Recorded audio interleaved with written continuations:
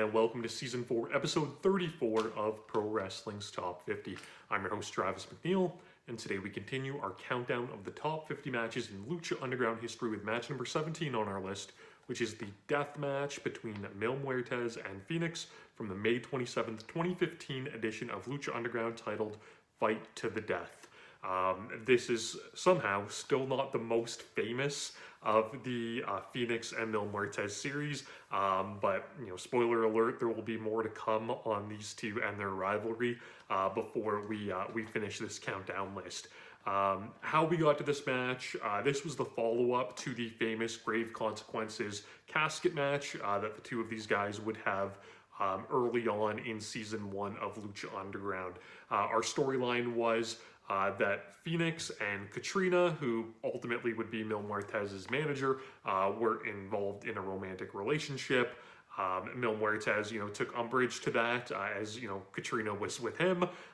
That led to the Grave Consequences match where Fenix would defeat Mil Muertes. We've talked about Grave Consequences matches on this list before. Essentially, if you lose that match, it means that you die in the Lucha Underground universe. But Katrina uses this stone that she has to bring Mil Muertes back from the dead, and it turns out that it was a plan all along that she needed Mil to die to be able to bring him back stronger than ever. So this was the follow-up to this. This is the death match. We've talked about this with Lucha Underground death matches before as well, that it's not, your typical death match, with your barbed wire and your light tubes and your glass and your thumbtacks and so on and so forth. This is basically just a no-holds-barred, fight to the death, as it will. This match is brutal, though. It does not have the blood that their Grave Consequences match or that their follow-up title match they would have in Season 2 would have. So it is missing that. This match is a great pace. It's full of wild bumps. These two have absolutely unbelievable chemistry with each other, and that's fully on display here. And we kind of get a new look for Mil Muertes. His gear, leading up to the first Grave Consequences was kind of shabby for someone that was such a big role in the company. But here he comes back. He's got this great new, black gear on. He's got Katrina with him, who, Katrina looks amazing always. The Disciples of Death, who were, basically like repackaged guys that had already been used in Lucha Underground. Just three guys kind of in, crappy-ish skeleton outfits, but kind of added to that whole, motif that Mil had going for him at that time. This match is super fun, though. Mil is he's so dominant here, as this is basically his reintroduction, showing that he's bigger and stronger than before. He no-sells a tope from Fenix early.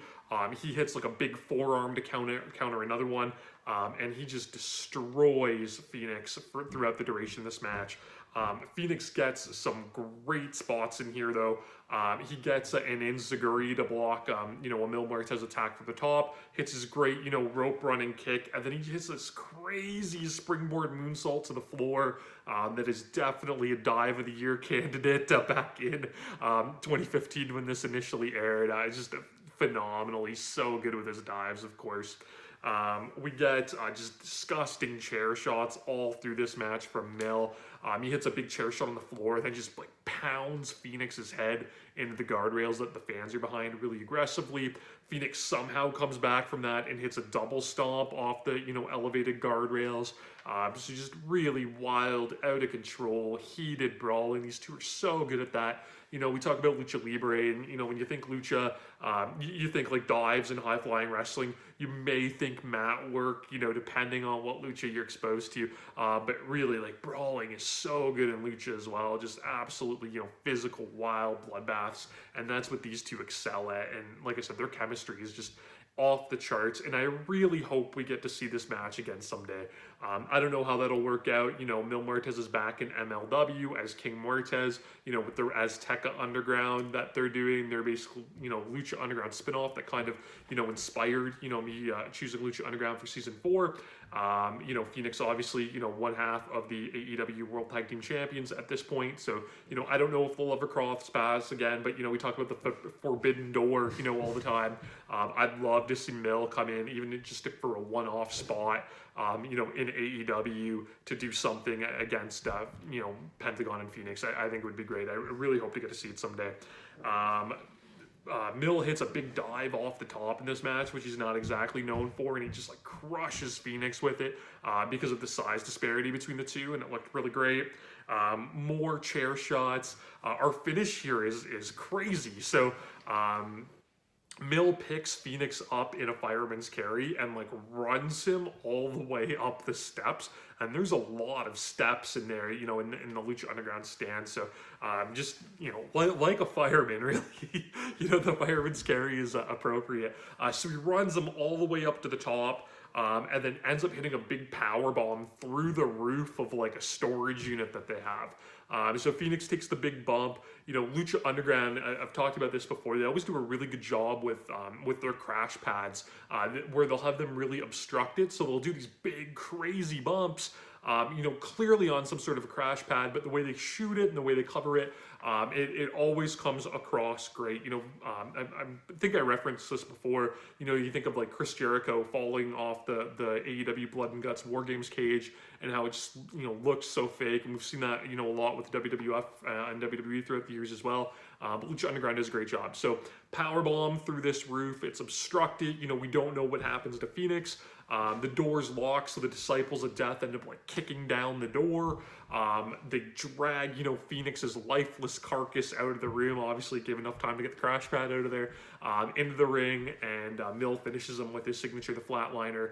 And then we get the lick of death from Katrina that they officially established at this point. That's, you know, kind of what she was known for. She'd come and lick the face of the loser, you know, very seductively, we'll say. But this match, it's so great. The fact that these guys would have a match this, you know, caliber and would exceed it, you know, multiple times, I think really says a lot about them. Two of the faces of the company, two of the best guys to come out of Lucha Underground. You know, of course, I've talked about how I'm so thankful for Lucha Underground that, you know, it really shone that spotlight on Fenix, who I think is one of the best wrestlers in the world. And Muertes, although, you know, he's doing his thing with MLW, which, you know, obviously doesn't have the exposure of, you know, WWE or AEW.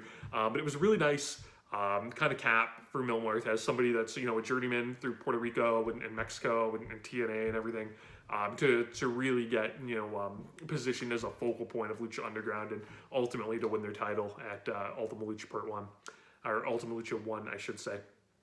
This match is great though, so much fun. I believe you can find this one for free on YouTube. If you can, I will link it on my Twitter. You can follow me, of course, on Instagram and Twitter at Wrestling50. For all your Lucha Underground needs, depending on where you live, you may be able to find it on Tubi, but if not, you can do a quick Google video search and you can find these episodes out there on various streaming platforms. You can subscribe to my channel here on YouTube so that you never miss a video, and please join me again tomorrow as we continue to count down Pro Wrestling's Top 50. Top 50.